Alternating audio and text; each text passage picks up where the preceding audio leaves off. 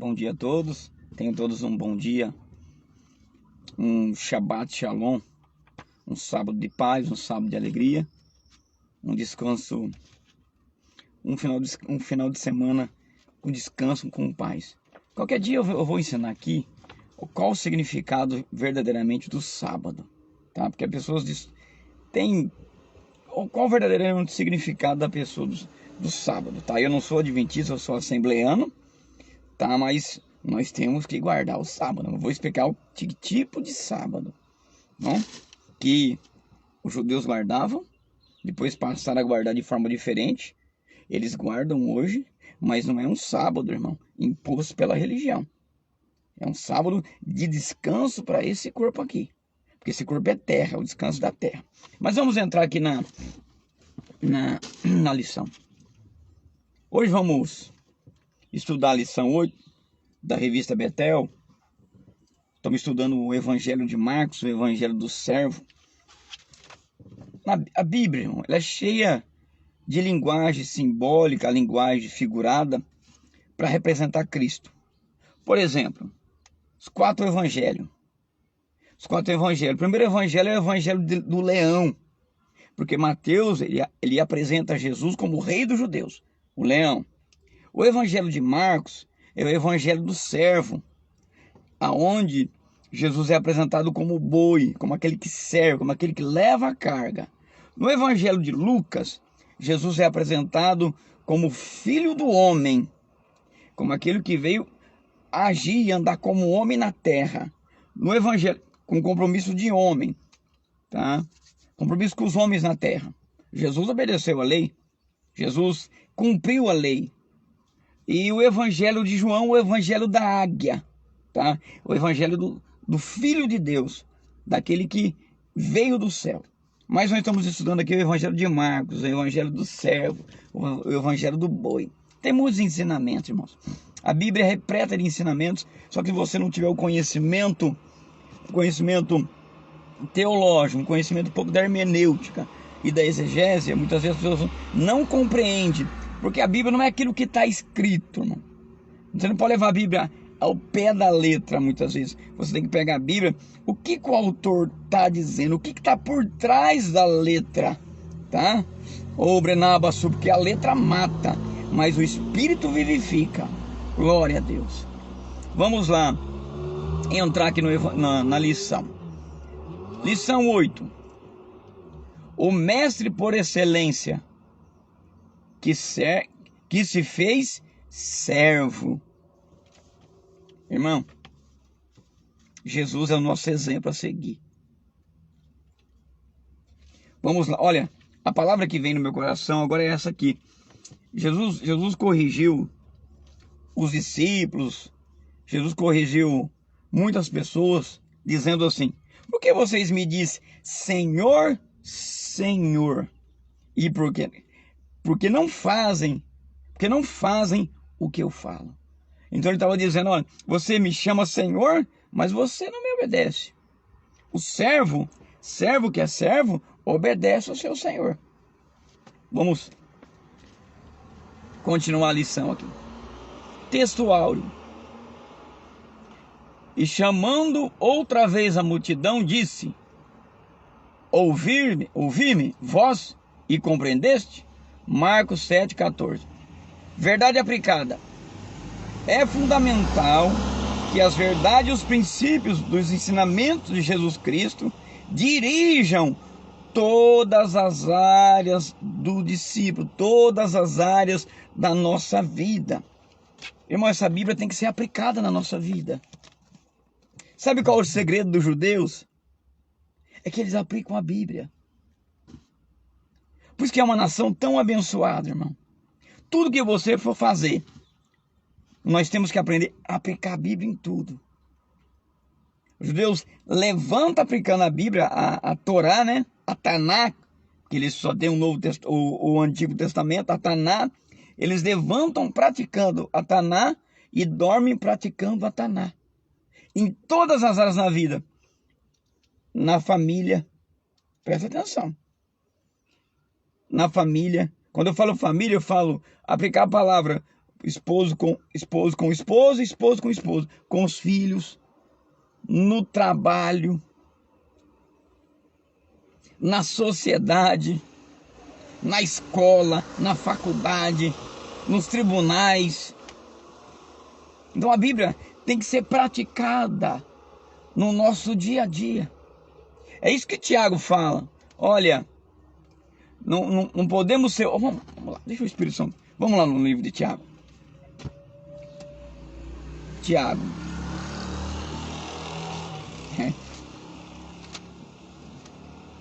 Eu vou achar aqui Tiago onde fala. Tiago. É no capítulo 1 já que ele fala.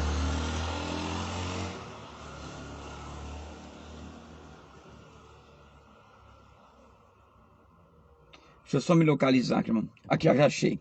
Olha aqui. Sede cumpridor da palavra, e não somente ouvinte, enganando-vos com falso discurso. Porque se alguém é ouvinte da palavra e não cumpridor, é semelhante ao varão que contempla ao espelho o seu rosto natural. Quer dizer, quando a gente vai na frente do espelho, a gente vê o nosso rosto. Depois você sai, você esquece do seu rosto, da sua imagem. Você não vê mais a sua imagem. Então está dizendo, não adianta nada eu ouvir a palavra e não praticar a palavra. O que é praticar? Talvez você fale, mas o que é praticar a palavra, pastor? O que é praticar a palavra? O que a Bíblia manda o marido cumprir com a esposa? O papel dele. Qual que é o papel da mulher com o esposo? Qual é o papel do pai e da mãe com o filho? Qual o papel do filho em obedecer aos pais? É isso que é aplicar a palavra. É ser justo, olha, é comprar e pagar. É ser honesto. É não usar de falcatrua. Ah, mas todo mundo faz, você não é todo mundo. Eu tenho que praticar a palavra. Nós temos que praticar a palavra. Deixa eu ler aqui Apocalipse. Depois eu vou falar quem é a palavra para você, tá? Olha só, quando eu pratico a palavra, presta atenção aqui, essa palavra é forte, hein? Olha aqui, ó, Apocalipse, capítulo 1, versículo 3. Bem-aventurado, olha aqui o quanto as pessoas perdem. Aquele que lê e os que ouvem a palavra dessa profecia e guarda as coisas que nela estão escritas, porque o tempo está próximo. É lógico que aqui está falando do livro de Apocalipse. Mas aqui, ó, bem-aventurado é aquele que lê a Bíblia. Bem-aventurado é aquele que ouve. E bem-aventurado é aquele que pratica a palavra. Deus abençoe, irmãos. Os irmãos que estão aí já ligadinho na nossa live. Deixa eu fazer um pedido para os irmãos. Irmãos, eu tenho um canal no no YouTube, e eu não estou conseguindo fazer vídeo assim pelo YouTube, que eu tenho que ter um considerável, deixa eu achar a palavra aqui. Tô pedindo ajuda para os irmãos. Tem que ter lá um certo número de inscritos. Então eu peço para os irmãos, quando eu compartilhar, se inscreve. Porque no YouTube também é melhor, talvez, que no Facebook pode ficar gravado com uma qualidade maior. Mas vamos dar sequência, vamos ter sequência que a hora não espera. Objetivo da lição: mostrar que Jesus trouxe a esperança com o teu ensino. Irmão, presta atenção. Quando uma pessoa que está na frente de um trabalho, vamos dizer assim, um professor também, um pastor, quando ele vai ensinar, ele tem que trazer vida, tem que trazer esperança para a pessoa. Um professor traz esperança de uma vida melhor. Um pastor traz uma esperança de cura, de libertação, de salvação, de paz. Isso, Jesus veio trazer o que com o ensinamento dele? A esperança de uma vida maior. Qual o significado do evangelho, irmão? Quando você traz para a linguagem original. Boa nova. Boa notícia. Então o ensino, ele tem que trazer esperança. As pessoas muitas vezes, principalmente pastores, eu antigamente também pensava assim, mas a gente vai aprendendo com Deus, que ensino é para ter na pessoa, é falar, você está errado. Não, ensino é instruir com amor, é falar com carinho. E outra, se Deus te traz uma palavra de exortação, irmãos, presta atenção. Quando Deus nos corrige, quando é Deus que está corrigindo alguém, ele fere, porque a palavra, ela é espada. Dói, né? Ninguém gosta de ouvir a verdade, mano. A verdade machuca, a verdade dói. Quando tá falando e aquela palavra atinge uma área que a pessoa precisa mudar, ela já... Mas só que quando a pessoa abre o coração e é o Espírito Santo agindo através da pessoa que está ministrando o ensino, a pessoa é curada. Porque Deus, ele vem, fere com a espada, mas ele mesmo cura. Então o ensino tem que trazer esperança. Segundo objetivo da lição, ressaltar a grandeza do ensinamento de Jesus. Ele é o mestre dos mestres. Terceiro, destacar que Jesus fez uso de um método pedagógico. Irmão, tem uma maneira de ensinar. Tem um método de ensinar. Por exemplo, eu vou usar aqui o ensino nosso, a escola. Chega lá um professor de matemática, ele vai ensinar as regras da matemática. Ele não vai colocar regra de português dentro da regra da matemática. Um professor de português, ele não vai colocar regra de matemática, ele vai usar as regras da gramática para ensinar. A mesma coisa é com a palavra. Tem regras para ensinar. Não é batendo e ferindo. Vamos lá. Introdução. O servo que oferece esperança. O servo que oferece instrução. E a sabedoria inquestionável do servo. Introdução. Observaremos nessa lição de que, ao proferir o seu magistrais ensinamentos, vou explicar o que é isso aqui, que eles colocam uma palavra difícil aqui, a gente tem que pegar o dicionário para a gente poder explicar para os irmãos. O que é magistrais? O que é próprio do mestre. Então, o que é próprio de um mestre, ensinar. O Filho de Deus trouxe a esperança, o renovo a muitos, mostrando ser mestre dos mestres. Nós temos que aprender com Cristo diariamente. Vamos lá, eu vou fazer um resumo aqui da lição, irmão, que não tem como dar a lição, o tempo é curto, não tem como dar a lição inteira. Então vou pegar as partes mais importantes aqui para poder frisar. Tópico 1, o servo que oferece esperança. Olha aqui, no Evangelho podemos observar Jesus como um valoroso mestre.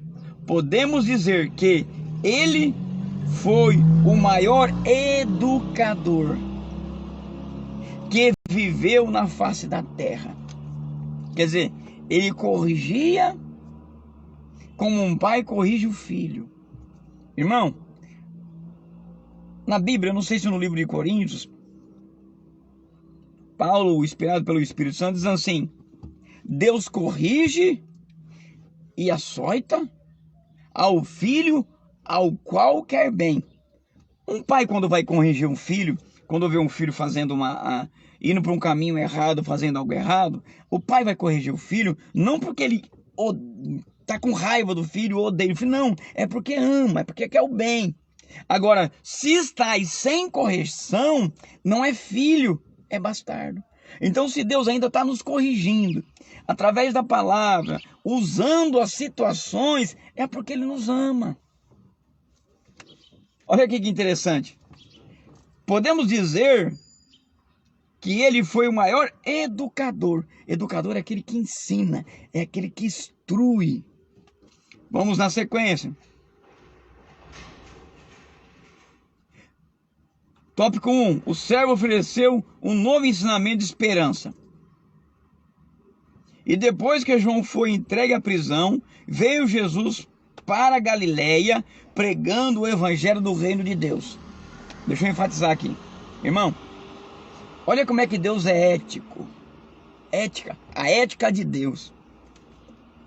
Jesus esperou João Batista ir para a prisão.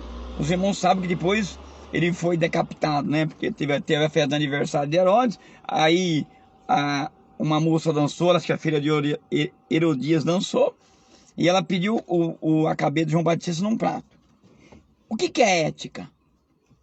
Ética é o seguinte: ele esperou primeiro João Batista. Então a ética de Deus: ele esperou primeiro João Batista sair, para depois ele entrar. Então temos que esperar a nossa vez, irmãos. Eliseu não começou o ministério antes dele ia subir. O que o pastor está querendo dizer? Tem muitas pessoas que querem colocar a carroça na frente do burro, que quer passar rasteira no outro. Ah não, tem que, esse cargo é meu, era para eu ser o pastor dessa igreja, era para eu estar no lugar de fulano, é para eu estar no lugar de cicrano. Não é assim, irmãos. Deixa chegar o tempo de Deus. Ah, eu tenho um chamado, pastor. Calma, tem o tempo de Deus, tem o tempo do aprendizado. Andará a basura que anda lá, tem o tempo do aperfeiçoamento. Por isso que muitas pessoas começam na hora errada e depois quebra a cara. Tem o tempo. Então Jesus, ele esperou. Olha a ética dele. Ele tinha uma missão, mas só que ele esperou a hora certa. Espera a sua hora chegar. Espera o tempo ser completo na sua vida. Vamos dar sequência. Irmão, essa lição aqui. 1, 2. Lembrando que eu estou pegando só as partes mais importantes, irmão. O servo oferece um ensino de esperança ao desesperançado. Porque o Filho do Homem também não veio para ser servido, mas para servir e dar a vida em resgate de muito. Presta atenção aqui. O Filho de Deus. O Filho de Deus. Ele era Deus, ele se encarnou, mas não deixou de ser Deus. E ele chegou e disse assim: eu vim para servir. Maior, no reino de Deus, irmãos, maior é aquele que serve. E aquele que serve é abençoado, porque a Bíblia diz assim: se você der um copo d'água por um servo ou por um discípulo de Jesus, um copo de água fria, né? Você não ficará sem galardão. Então aquele que serve é maior do que aquele que é servido. É tudo ao contrário. No reino de Deus, não é o primeiro, é o último que vai ser abençoado. Então preste atenção, muitas pessoas querem as primeiras cadeiras, querem os primeiros lugares, querem ser servido. E a Bíblia diz que eles vão receber galardão aqui na terra, no céu não. Lá em Mateus 6, olha só que interessante, Mateus 6. A Bíblia diz assim: se você der esmola, você vê uma pessoa em dificuldade aí, tá? Que infelizmente não se deu bem na vida, precisa de uma instrução, precisa que Deus faça uma obra de libertação, e você dá uma esmola para ela, dá 5, 10 reais para a pessoa. Aí não é para sair tocando trombeta. Ah, eu ajudei fulano, ajudei ciclano, diz, não, deu uma cesta básica, não. Você serviu. A Bíblia diz: o que a mão direita, é impossível que eu vou falar, o que a mão direita faz, a esquerda não fica sabendo, é tão impossível. Então, serve. A lição de hoje, inclusive a lição da revista, é para o serviço. É para servir. Se Jesus, que era Deus, se encarnou e veio servir, olha, então ele veio dar o quê? A vida. Irmão, além dele vir servir, ele foi além. Ele deu a vida. Irmão, deixa eu ensinar algo para vocês aqui. Se você tiver aí uma caneta, um lápis, anota.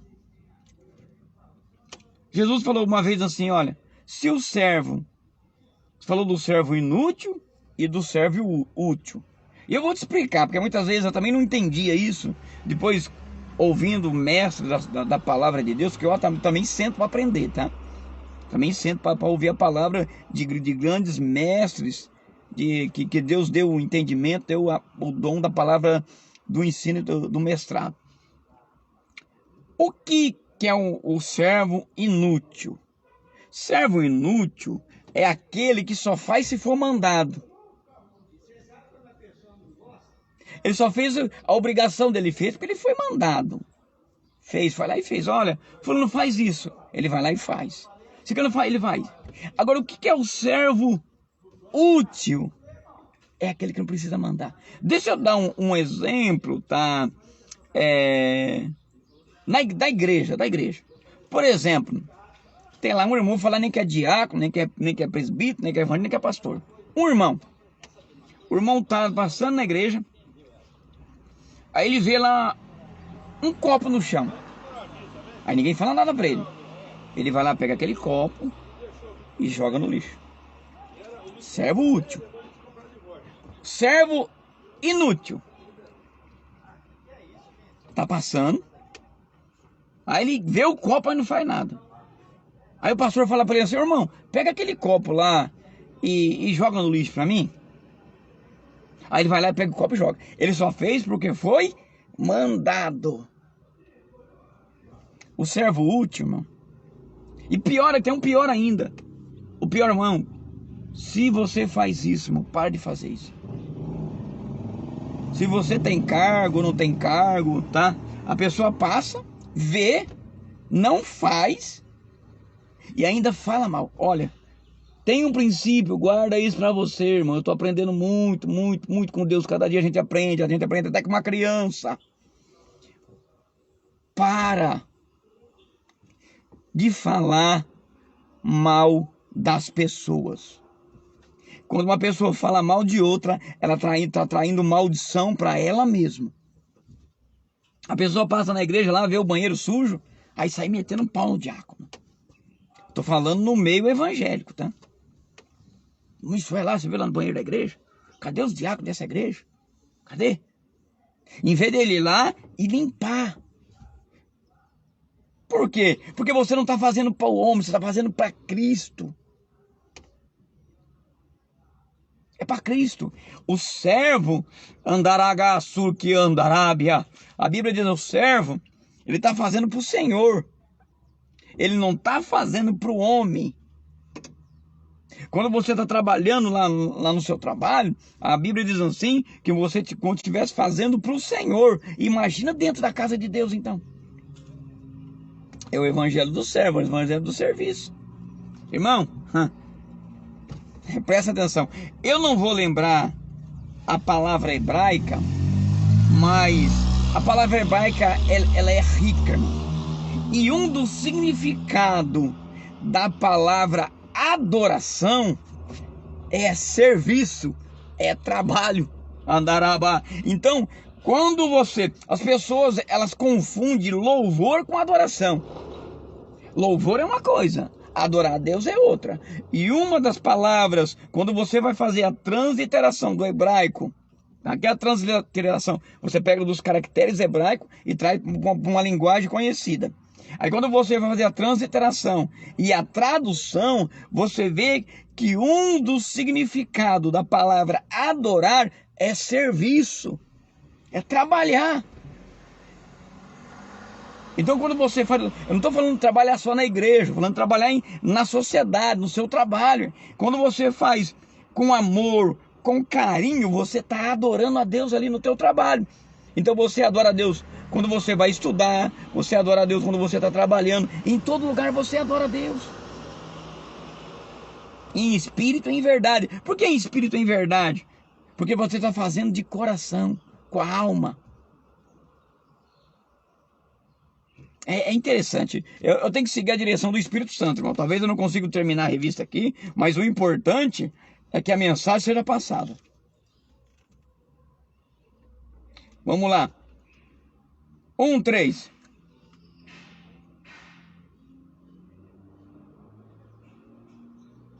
Não, isso aqui eu já passei. Vamos pular isso aqui. Isso aqui eu já falei da cabeça de João Batista. Vamos para frente. Vamos lá. 2:1. O servo possui uma sabedoria que veio do alto. Irmão, isso aqui é sério, tá? Vamos lá. Dá sempre oportuna visita a um dicionário da língua portuguesa. Quando você vai consultar uma palavra que tem que ter um significado. Podemos visualizar que a sabedoria remete ao conhecimento do alto. Ser instruído no saber, na razão.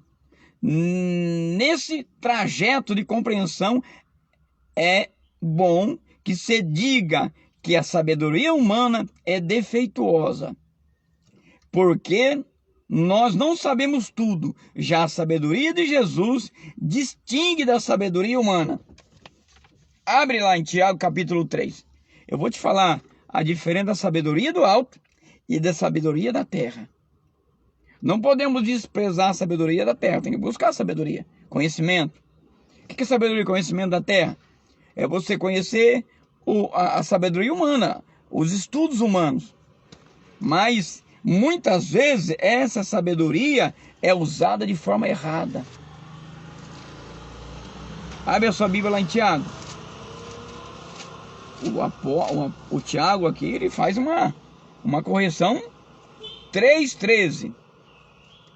Olha o que diz aqui, da sabedoria da terra. 3:13.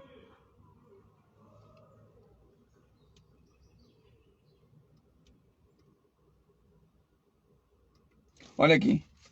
Quem dentre vós seja sábio e inteligente, mostre pelo seu bom trato.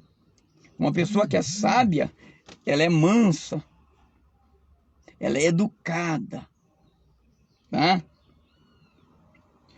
As suas obras em mansidão de sabedoria. Mas se tendes amarga inveja, sentimento faccioso em vosso coração, não vos vangloriem, não mintais contra a verdade. Essa não é a verdade que vem do alto.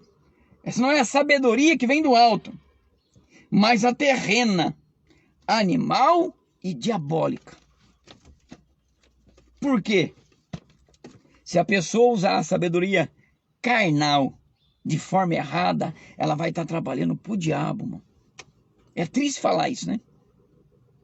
Então, uma pessoa que usa o conhecimento que ela tem para fazer mal para as outras pessoas, para derrubar as outras pessoas, para roubar. Estou falando de fazer corrupção. Por exemplo, a pessoa eu sei como fazer isso aqui, ó, burlar aqui esse negócio, vai pegar uns troquinhos aqui. Até mesmo, irmão, a corrupção está em todo lugar no Brasil. Em toda a democracia. Não tem o santo não, tá? Deixa eu explicar algo para você aqui. Nabucodonosor, quando fez aquela estátua que a cabeça era de ouro, presta atenção. Naquela estátua está toda a história da humanidade. Eu vou falar onde nós estamos. A cabeça de ouro. Se você tiver aí um papel, você anota. O peito de prata. O lombo de bronze. As pernas de ferro. E o pé de barro e de ferro. Tá? Ele estava falando do governo humano. Lá, com a cabeça de ouro, o Império Babilônico. O peito de prata, o Império Persa.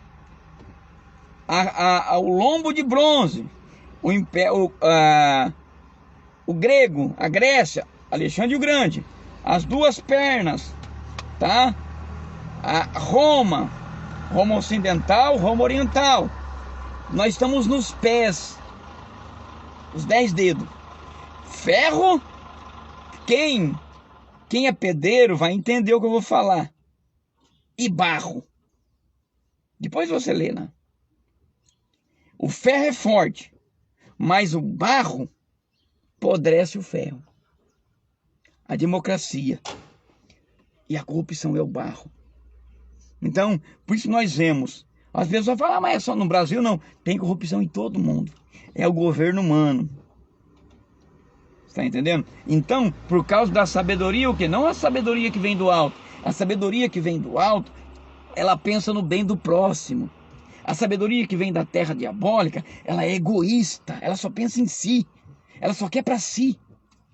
Ela não pensa num todo. Olha, tem que beneficiar todo mundo. Todo mundo tem que ganhar. Olha, todo mundo tem que viver bem. Todo mundo tem que ter uma casa boa. Todo mundo tem que ter um bom carro. O reino de Deus não é democracia não, viu? Eu vou te falar algo aqui que vai te chocar. O reino de Deus é socialista. Meu Deus. Agora vamos querer me matar. Não é democracia. É socialista. Por quê? Porque Deus, no céu, vai tratar todo mundo igual. Perante Deus, eu e você, só porque eu sou pastor, tenho um conhecimento bíblico maior do que você, eu não sou melhor do que você. Eu sou diante de Deus, Deus vai ter mais cobrança sobre mim do que sobre você. Então no reino de Deus, todo mundo é igual. E cada um, irmão, dará conta de si mesmo. Então, eu não vou dar conta da vida da minha esposa e nem ela da minha. É eu que tenho que dar conta da minha vida. Vamos lá. Eu sei que é um assunto polêmico, tá? Mas a verdade tem que ser dita. E a verdade, ela liberta. Os humildes andará surca andará, e os mansos, e os pobres de espírito. Jesus não veio pregar o evangelho para os orgulhosos, tá? Jesus não veio pregar o evangelho para os soberbos. Jesus veio pregar o evangelho para os pobres de espírito. Então, o evangelho não é para todos. É difícil, né? Deus quer salvar todos, mas o evangelho não é para todos, porque a pessoa não aceita. Então, quando chega a verdade, quem é a verdade? Jesus diz, eu sou o caminho, João 14,6. Eu sou o caminho, a verdade e a vida. Ninguém vem ao Pai a não ser por mim. Se a pessoa não aceita a verdade, ela não está aceitando, não está rejeitando a pessoa que está pregando a verdade, mas ela está rejeitando o próprio Cristo. Porque ele diz na palavra, quem vos recebe, recebe a mim. Quem vos rejeita, rejeita a mim. Porque nós somos enviados de Cristo. Vamos dar sequência. Deixa eu ver a hora aqui. Deixa eu dar uma olhadinha na hora. Já está a hora para acabar. Vamos lá, deixa eu achar mais um assunto importante aqui.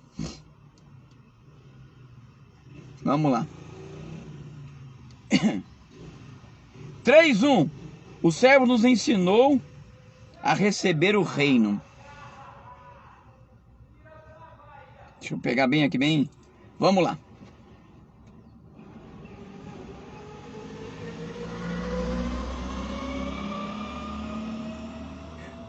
Ele é um exemplo. Jesus deu-nos exemplo de submissão, irmão. Ele usa um exemplo de uma criança como modelo de submissão, pois uma criança, ao ser graciosa e dependente do pai. Tinha uma discussão entre os discípulos. Até quem que é o maior? É Pedro? É João? O maior sou eu? Aí Jesus pega uma criança, olha só, coloca no meio deles e diz assim: quem quer ser o maior? Seja como essa criança. Como assim, pastor? Uma criança, estou falando criança inocente, viu, irmãos? Tá? Criança inocente. A criança que ainda não é conhecedor do bem e do mal. Tá? Tem um ensinamento aqui de quando a criança passa a ser conhecedor do bem e do mal, mas eu não vou entrar nesse assunto agora que não dá tempo. Então ele está dizendo assim, ele trouxe uma criança, colocou no meio e disse, ó, você tem que ser que nem essa criança. Como assim? Uma criança, ela perdoa. Uma criança, ela depende do pai. E uma criança obedece aos pais. Como assim? Você manda, ela fica lá, mas ela vai lá e faz o que você mandou. Faz. Então, tem o coração de uma criança, irmão. Deixa eu passar. Já diz, quem não for como uma criança, de maneira nenhuma herdará o reino dos céus. Tem que ser humilde. Tem que ser manso.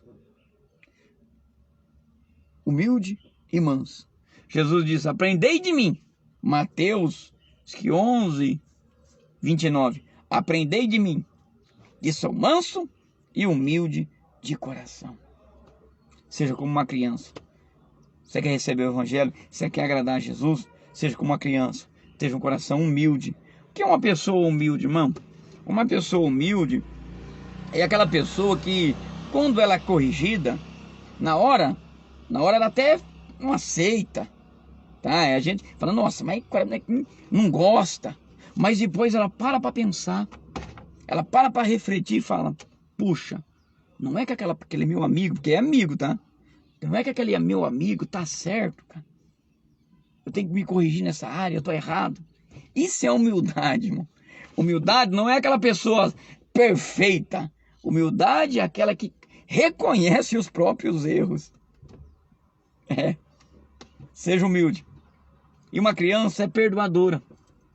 Ela é ofendida. Dá um exemplo de um pai e de uma mãe. Um pai e uma mãe vai lá e corrige um filho. Pega lá uma vara. Corrige. Dá lá umas varadas nas pernas. A criança chora, fica braba. Mas daqui uns 10 minutos, 15 minutos, não dá nem isso, irmão. Ela já vai lá, já tá abraçando o pai, já tá abraçando a mãe. Que ela não guarda rancor no coração. Ela não guarda mágoa, não guarda ira. Então, seja humilde. E seja humilde, seja perdoador como uma criança. Vamos à sequência, vamos lá. Isso aqui eu já falei aqui, ó. Se alguém quiser ser o primeiro, seja o derradeiro. Se alguém... E de todo servo. Vamos ler isso aqui. Vamos ler isso aqui, ó. Servo ensinou a servir. João, capítulo 13, versículo 4 e 5. E levantou-se da ceia, tirou seus vestidos, tomou uma toalha, cingiu, depois deitou água em uma bacia e começou a lavar os pés dos discípulos e enxugar com uma toalha que estava cingida. Aqui fala daquele episódio, irmãos, que Jesus estava lá na ceia, ele tira o manto dele, aqui ele está dizendo, aqui tem uma linguagem simbólica, ele tira as roupas celestes, pega a toalha, se encarna e vem como servo. Então quando ele fala que ele tirou a divindade dele. Jesus, irmão, por que o inimigo tem raiva de Jesus?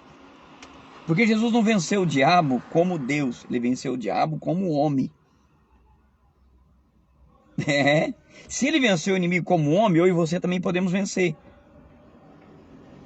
Então, quando ele pega aquela toalha e pega aquela bacia e vai lavar os pés, na cultura oriental, quem fazia esse serviço era o escravo. Irmãos, a escravidão lá no tempo bíblico é totalmente diferente da escravidão humana, viu? Mas tem escravidão. Olha, se tivesse um escravo, o dono daquele escravo era responsável para cuidar até dos dentes do escravo, tá? E era de 6 anos só.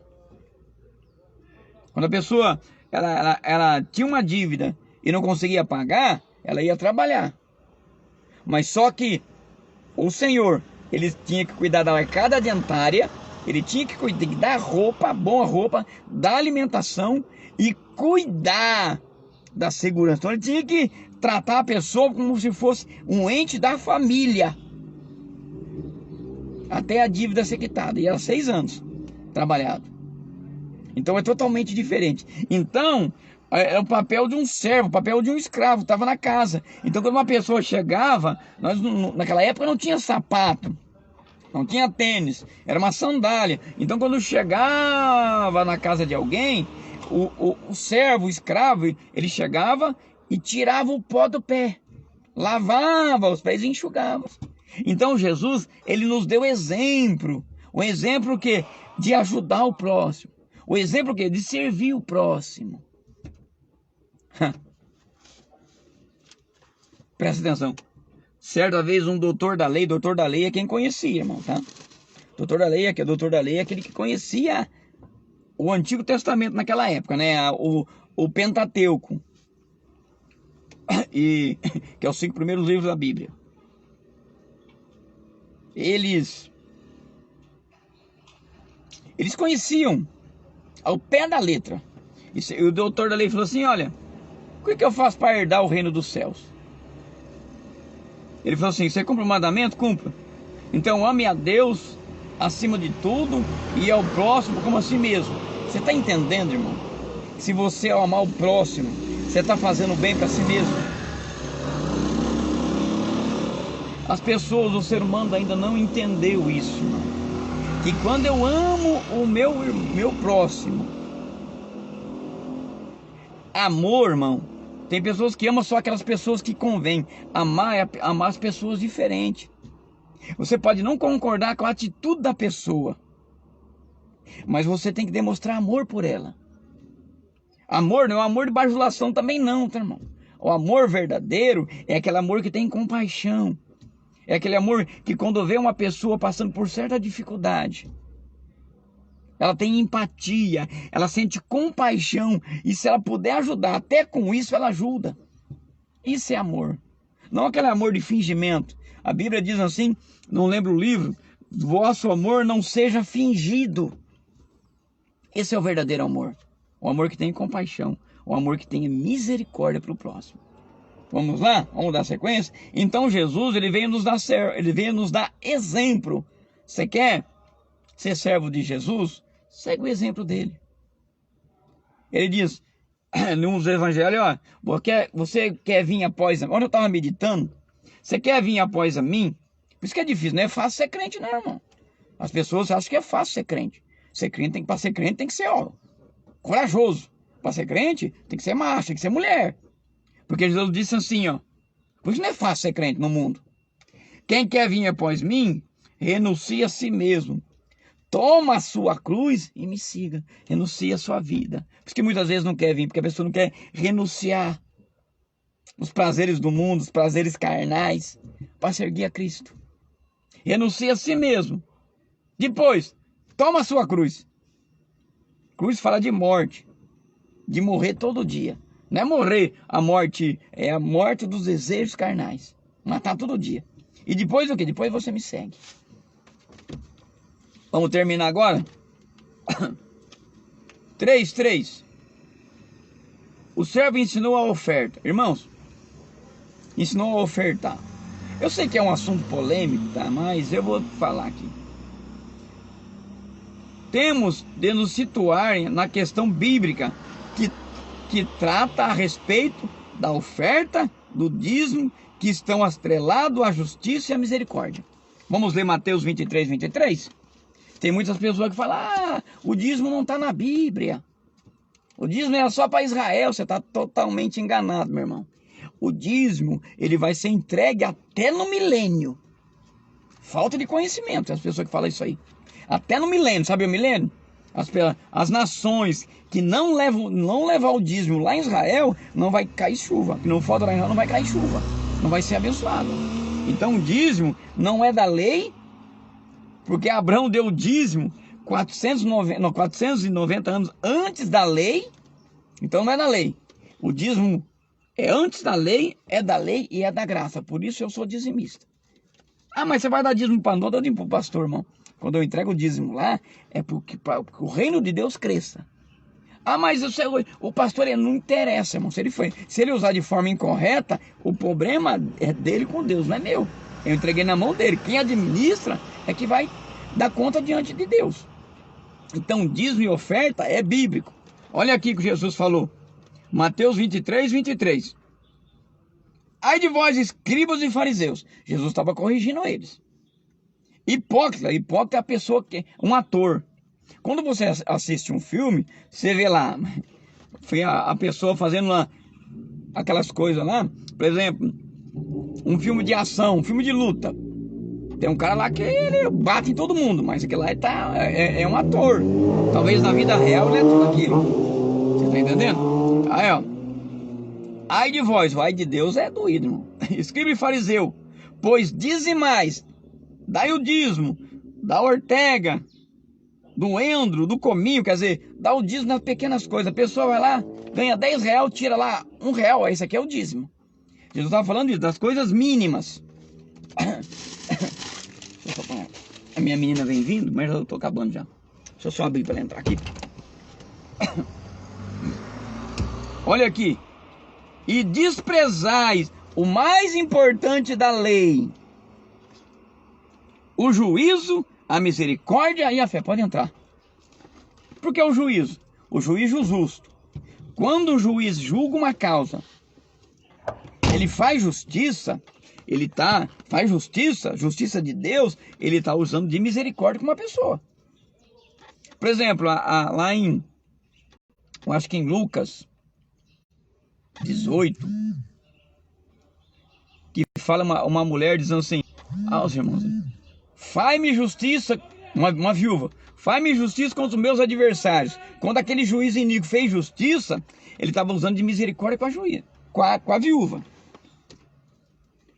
A misericórdia e a fé, deveis, porém, fazeis essas coisas, quer dizer, dá o dízimo, e não omitir aquelas. Então é um dever. É um dever ofertar e dizimar para que a obra de Deus, para que o reino de Deus seja feito, seja pregado na terra. Vamos finalizarmos? Conclusão.